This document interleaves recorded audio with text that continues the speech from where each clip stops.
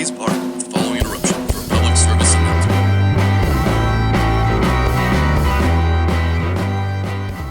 Welcome to Investing in Intelligence, where we talk about artificial intelligence companies, stocks, and trading using analysis from the most advanced AI models in the world. I want to remind you that the opinions expressed on this show are just that, opinions. They should not be taken as specific advice to invest in a particular way. Indeed, on this show, we just share our personal investing decisions. But if you've come along with us on those decisions, you've had an amazing year.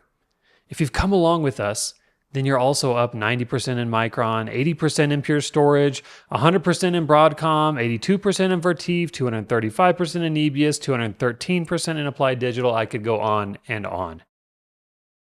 Pretty much all of the stocks we've covered over the last 2 years have simply skyrocketed.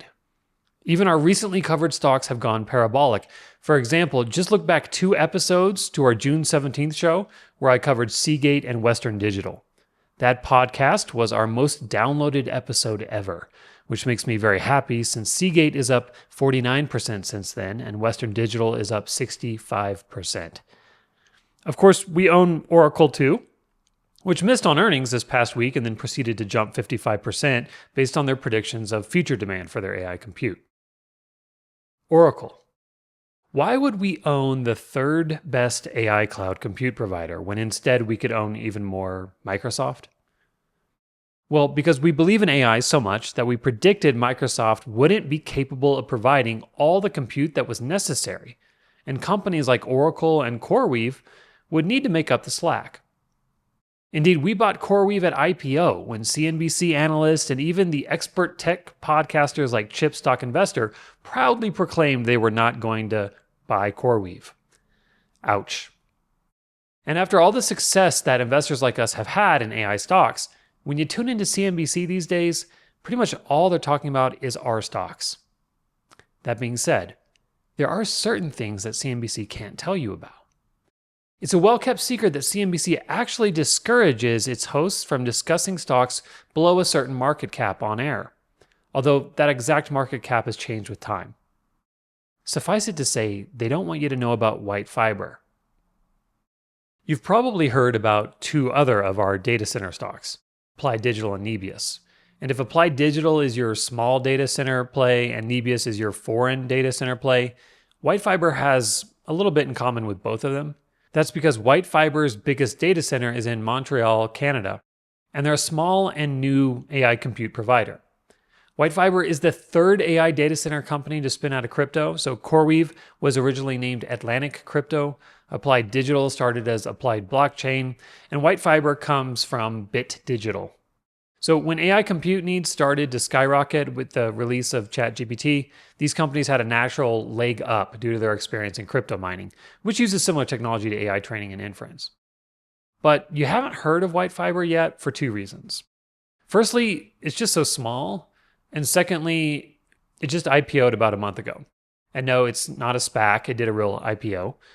So why would I want to invest in the 6th or 7th best AI data center company? Wait a second. Microsoft, Google, Oracle, Amazon, CoreWeave, Nebius, Applied Digital. Why would I really want to buy the 8th best AI data center stock? I mean, you could even argue that Cloudflare, Akamai, and DigitalOcean are providing the same services. Would I really want to invest in the 11th best AI data center stock? Well, for me personally, of course, the answer is yes. But before you accuse me of hubris, let's hear from Gene Munster, probably the 2nd most important tech analyst in the world after Stacy Raskin. So from my perspective, the Oracle news was really important because it reminds us how early. A few months ago, I suggested we're in the 3rd inning of this. I now think we're, after the last earnings cycle in June or August, I thought we were in the 2nd inning. And now I'm debating if we're even in the 1st inning. And that may seem like out of touch from reality, but what we saw from Oracle, just in terms of that endorsement from Larry about where the future is going, I mean, that's effectively what it was. I think it really just, it caused me to step up and understand better that this CapEx spend is going to last for years longer. You have absolutely no comp for what is going on right now. In April, Microsoft stated AI token demand was up 500% year over year. In August, it was up 700% year over year. Google reported in May that their token demand had increased 5,000% year over year. In July, they updated that number to 10,000% year over year.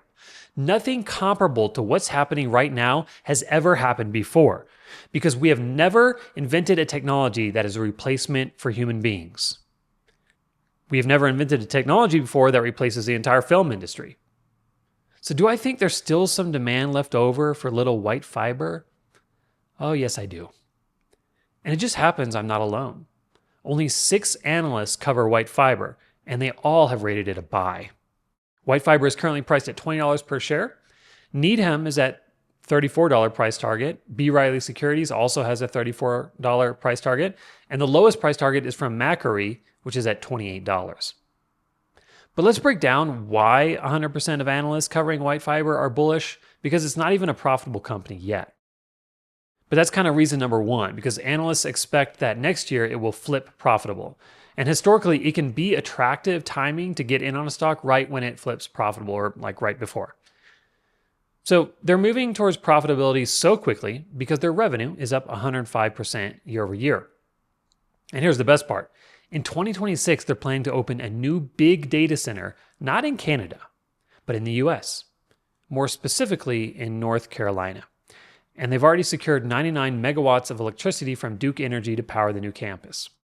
And that's the main reason why analysts expect WhiteFiber's revenue to more than double next year. WhiteFiber is an extremely small and extremely new stock, which technically makes it extremely high risk. It's so small and new that it's not even clear when they're going to have their first earnings report. I've gotten conflicting reports on whether they have some kind of earnings call this coming Monday, probably tomorrow when you're hearing this. But whenever they do finally have a real earnings call, I can guarantee you it will probably have about 20 people tuning in. Seeing about 20 views on an earnings call was one thing that terrified me about another AI stock we covered last year called JFrog. Our analysis indicated that JFrog had amazing potential growth ahead, but the stock was trading down and we were taking losses because no one even knew the obscure Israeli tech company even existed. So eventually we just chickened out and we sold. And since then, JFrog is up 65%. Just to give some context though, when we do take a position in a high-risk company like WhiteFiber, we take a very small position. Our current position in WhiteFiber is just 0.25% of our overall holdings. To put that in context, we did a short on MicroStrategy at the end of July, right before its price crashed, and the collateral held for that bet was 12 times the size of our current position in WhiteFiber. Speaking of price crashes, did you notice that MP Materials is down 16% in the last month? Just to refresh your memory, MP Materials is the US-based rare earth company that shot up over 200% due to America's new war. Wait, what happens when you go to war with an enemy you can't defeat? Russia might be able to answer that question. And what about the US? Although we haven't declared a military war recently, we have declared a trade war on China. And this is what you always have heard from China very consistently. The United States is a bully. Come do business with us. We're seeing it operate in Africa right now, and the EU and other nations in the Southeast Asian region. And one of the things to be mindful of as we get into this is that the president has threatened 145% tariffs, but China plainly has the president in a corner around magnets and rare earths that debilitate the automobile and defense sectors in one fell swoop. So the reason that the 90-day pause is the base case on the street is because the president threatened too much, and he's not going to get it. We don't have the capacity for that. Goldman's coming out with 67% inflation hike to the U.S. consumer and prices being passed on. We do not have that ability right now. It's the same reason, not to go to too many places, but it's the same reason you're not seeing the Russia sanctions go into effect. You cannot mess with oil and gas prices when we have this risk of inflation coming. A couple clarifications. The 67% number is how much of the cost of tariffs the U.S. consumer is eating versus foreign companies just lowering their prices to eat tariffs. Some analysts say that's actually not happening at all. And China's leverage isn't just in rare minerals. In August, Chinese company CATL halted production of lithium batteries for a month, which was unfortunate considering they're the largest EV and energy battery maker in the world, holding about 40% of global market share. Why did they stop production? The Chinese government hadn't renewed their license to mine. Oh, and China has reduced purchases of U.S. soybeans and other agricultural products by more than 50% over the last 6 months. China is killing our farmers. Sadly, there's little the U.S. can do to shore up domestic supply of affected items rapidly, but we are trying.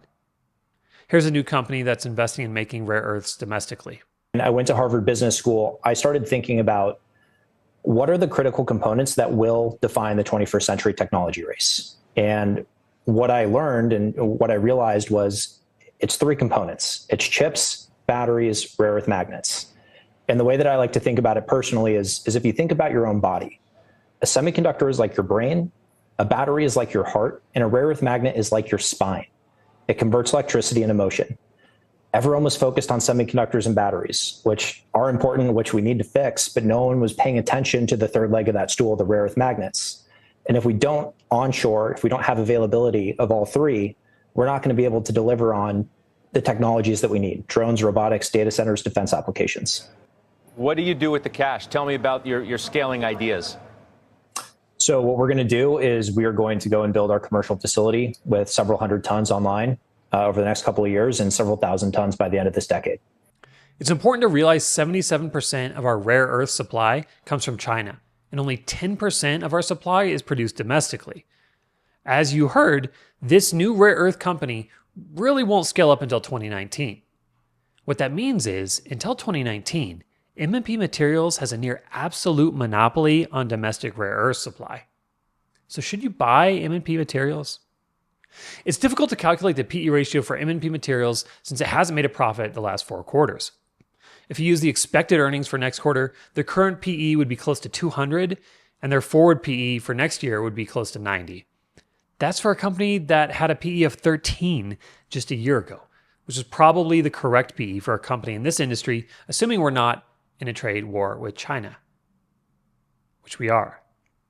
But of course, we know that PE ratios are almost never a reason to make an investment decision. PE ratios are only useful at the extremes, like we know Palantir is a bit overvalued because it's at 100.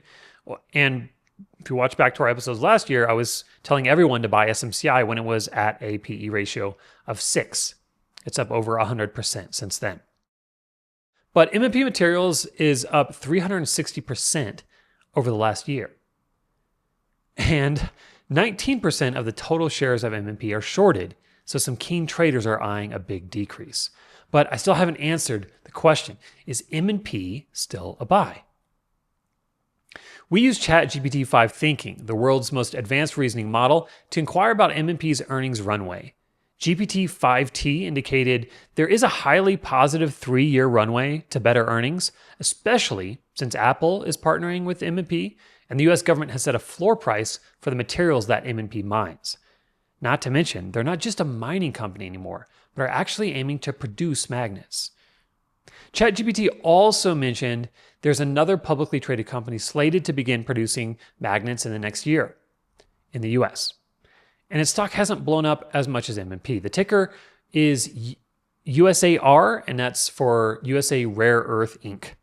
And it's down 22% over the last month. But to give you an idea of where USAR stands in this whole debacle, if MMP Materials is, for example, equivalent to AI server maker Dell, USAR would be like SMCI. USAR is a much smaller company. It will still need to do capital raises that dilute out shareholders, and also it has some legal problems afoot, although much less severe than the dreaded SMCI. So if you want to invest in the domestic rare earth trend, you really only have 2 choices. Take risk in the exploded price of MMP Materials with a gaggle of shorts waiting for it to trip up on earnings, which it probably will at some point. Or the ultra-risky brand new SPAC, USAR. We're keeping an eye on both. Right now, the shorts are profiting on decreases in both of these stocks, but there is a buy point coming, and we'll be watching for more pullbacks to start a position in at least MMP Materials. By the way, there is one rare earth company that we already own. We own Lynas Materials, since it's the largest non-Chinese foreign rare earth company, and it's actually a profitable company. So Lynas revenue is up 30% year over year, and their sales rose 38% this most recent quarter compared to the previous quarter. So quarter over quarter, their sales were up 38%. But as an Australian company, it's only available as an ADR and only on the OTC markets. If you're okay with those two things, Lynas, ticker symbol LYSDY, might be just as good of an investment as MP Materials at this moment. Rare earth companies are a big beneficiary of the AI revolution, but they're not the biggest beneficiary. Did you know that when companies like Meta or X build out their data centers, NVIDIA is the main beneficiary? Of course you knew that because everybody knows that. But do you know who is the main beneficiary when OpenAI raises $40 billion in a Series F? We know that OpenAI isn't spending all that money on NVIDIA chips. So who's the beneficiary? OpenAI has tripled their growth rate since the beginning of the year. They have about 700 million weekly users, 5 million of whom are business users, and they're burning $8 billion a year. Their most recent valuation is $500 billion, making them more valuable than Exxon and about the same valuation as Netflix, even though they're still a private company. And it's estimated when they IPO, they'll be valued around $1.5 trillion. Now, since OpenAI isn't a public company, we don't get a chance to look into their finances and the operations of their business like we would if they were public. But interestingly, it can work the other way around. We can look at the earnings report of their key partner to see their success. Indeed, the vast majority of VC dollars invested into OpenAI go straight into Azure, the AI cloud computing service of Microsoft. For the most recent earnings report, Azure revenue grew 39% year over year, smashing the analyst estimates of 34 to 36%. Azure revenue for the full fiscal year exceeded $75 billion. This is because Microsoft's $10 billion investment into OpenAI in 2023 tied OpenAI to an exclusive cloud deal. And even today, every single user query on ChatGPT is run on a Microsoft Azure server. Remember, this Oracle deal that OpenAI just inked doesn't start until 2027. In other words, Microsoft's $10 billion investment came right back to them in Azure purchases. But so did everyone else's billions of dollars invested into OpenAI. Just to give a frame of reference, it's estimated that OpenAI spends $9 million per day on Microsoft Azure compute.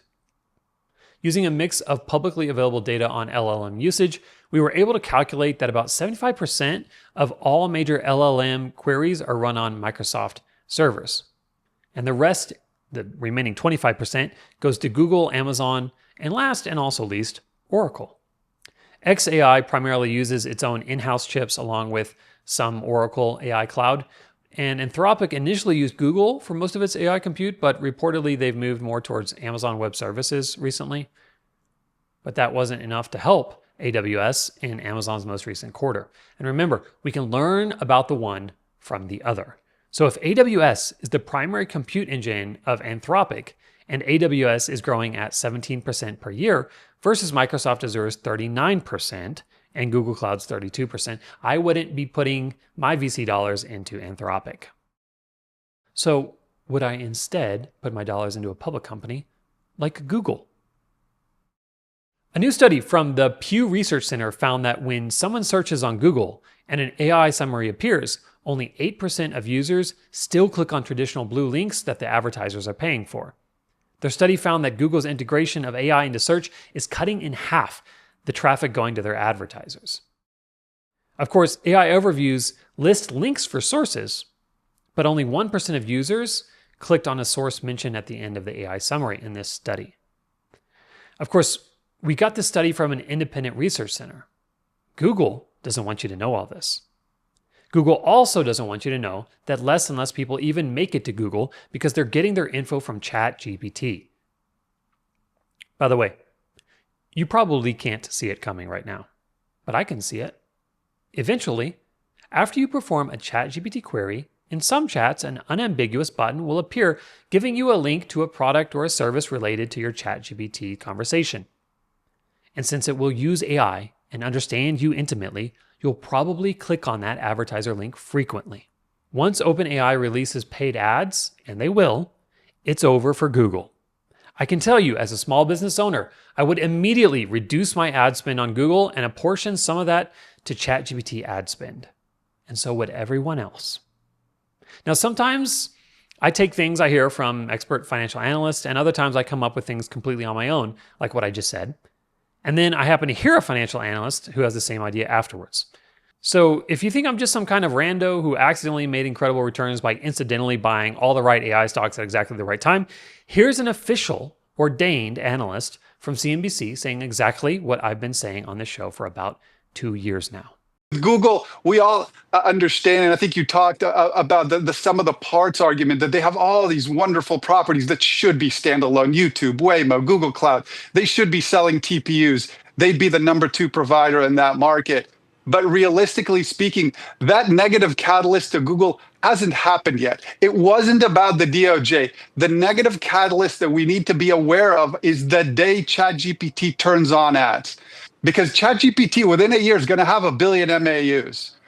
It may even have 1 million daily active users within a year. At that point, they're going to turn on ads. And all of a sudden, all those advertisers that are 100% Google search are going to have an alternative. And very quickly, those guys are going to rebalance.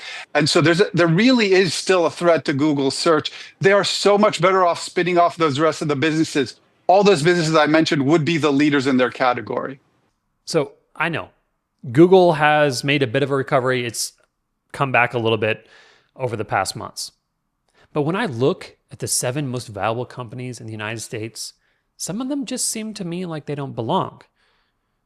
Not necessarily right now, but in the future. Here are the current 7 most valuable market companies in order of market cap. NVIDIA, Microsoft, Apple, Google, Amazon, Meta, and Broadcom. Here is my list for the top 7 companies 4 years from now. NVIDIA, Meta, Tesla, Microsoft, Apple, OpenAI, and Broadcom. You'll note that my list is reordered. You'll note that Google and Amazon are missing. Now, granted, Google has 2 of the most valuable AI assets in the world, YouTube and Waymo. But those assets are unlikely to make up for their loss in search earnings that I predict will occur over the next 4 years. Some of our listeners might also know that Google has done a phenomenal job of AI video with their VO3 model.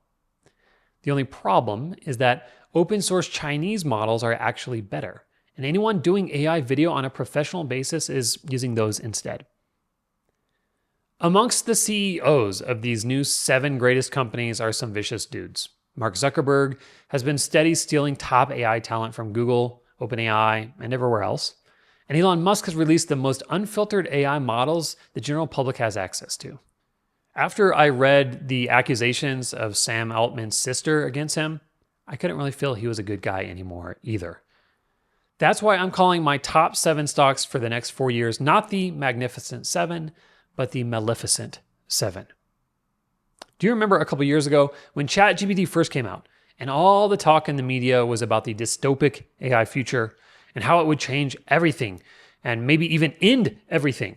And then suddenly, silence. That's because everyone stopped focusing on the AI apocalypse and started focusing on how to get rich from AI before the apocalypse occurs. And just like there are naysayers about the AI doomsday that is definitely coming, there are also naysayers that AI will disrupt traditional companies, like software companies. Atlassian, CRM, I mean, these are stocks that are down more than 20% year to date. What is going on here? Investors are fearing that AI is going to eat software and the multiples are going to fall apart. And I think the fear is overblown. But nevertheless, we're living through a period right now where investors just really don't care about our group.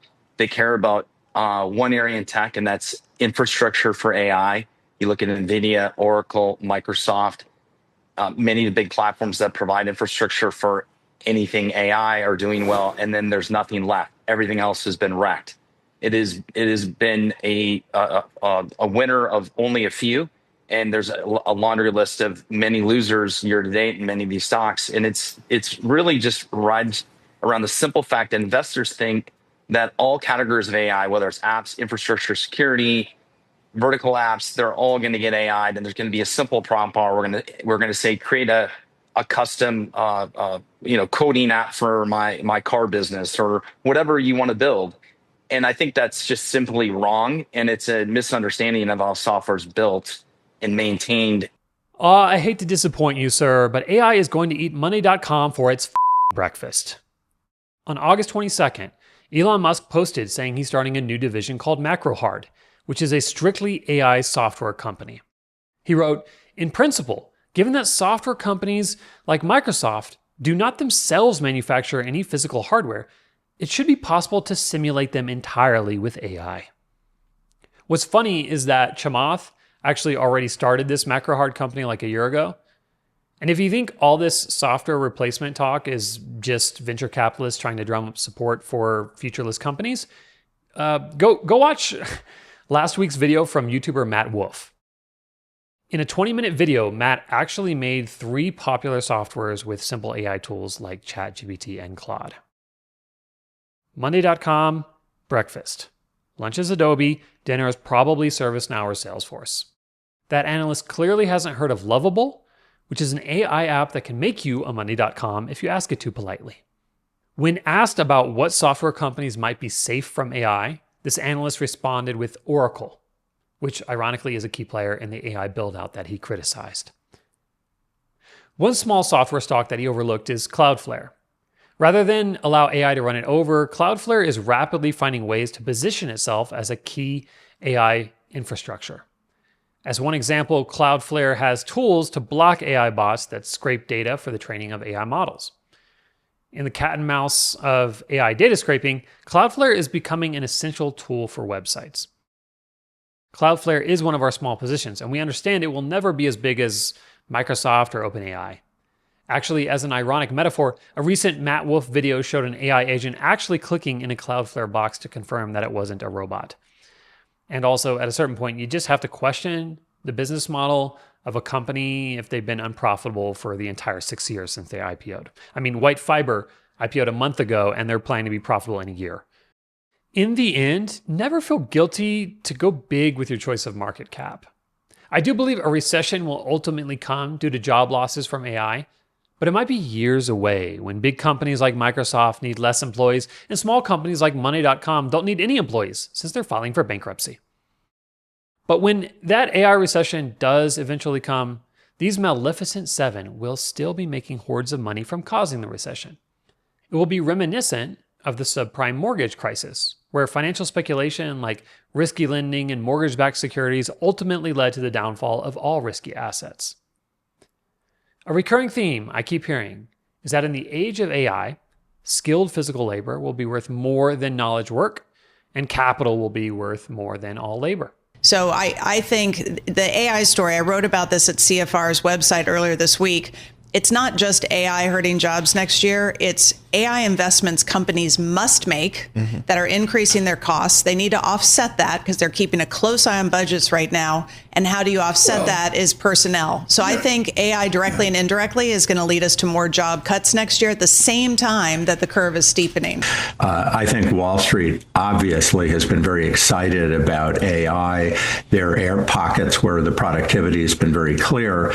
I do think some of what we're seeing in the high Wall Street prices reflects labor share falling, profits and businesses share rising, which means it isn't growth. It isn't all growth. Some of it's just a reallocation that has very different political implications. The definition of maleficent is causing harm or destruction, especially by supernatural means. It's funny. They're calling it artificial superintelligence now. Can you believe that? Look, if you want to survive and maybe even thrive in the age of AI disruption, you must own as much capital as you can. And that might be a house, it might be land, but most probably it will be these Maleficent 7. Thanks for tuning into our show. Please give us a like or comment. We'll be back in the next episode to cover more AI stocks. You can find all our holdings and trades at investingintel.ai. And if you're watching this on YouTube, just remember our podcast always comes out first, usually a day beforehand. So make sure you find and subscribe to our podcast on Spotify or on Apple Podcasts. revolution is when you change your mind about how you look at things and see that there might be another way to look at it that you have not been shown. You will not be able to stay home. You will not be able to plug in, turn on, and pop out. Revolution will not be televised, and be no rerun, brothers and sisters. The revolution will be live.